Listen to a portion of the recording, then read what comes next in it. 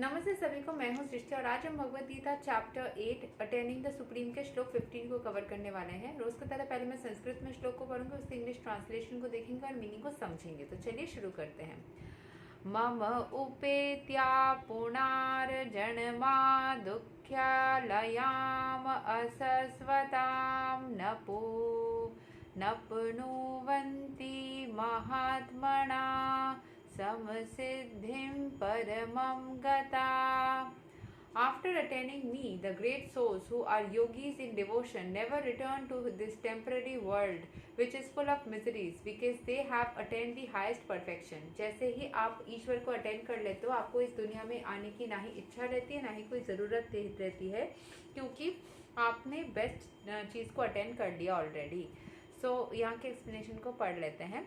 Since this temporary material world is full of miseries of birth, old age, disease and death, naturally he who achieves the highest perfection and attains the supreme planet Krishna Loka, Goloka, Vrindavana, does not wish to return. The supreme planet is described in Vedic literature as Avaktya and Aksara and Paramagati.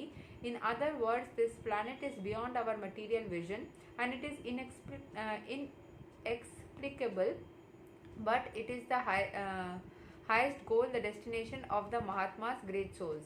The Mahatmas receive transcendental messages from the realized devotees and such gradually develop devotional service in Krishna consciousness and become so absorbed in transcendental service that they no longer desire elevation to any of the material planets, nor do they even want to be transferred to any spiritual planet.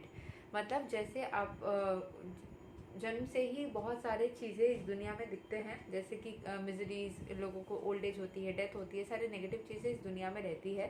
जब आप supreme planet को attend कर लेते हो, कृष्ण लोक को attend करते हो, गोलोक को अटेंड करते हो, तो इन सारी चीज़ों से आप ऊपर चले जाते हो, आपको ये सारे प्रॉब्लम्स नहीं होती है। सुप्रीम प्लैनेट जो है उसमें लिखा है जैसे कि अवक्त्या एंड अक्षरा एंड परमागति। In other words the planet is beyond material vision. आपको मटेरियल चीज़ों से बहुत ऊपर है वो, ठीक है, जिसको सारे महात्मा, सारे जो योगी होते हैं वो प्राप्त करना चाहते हैं।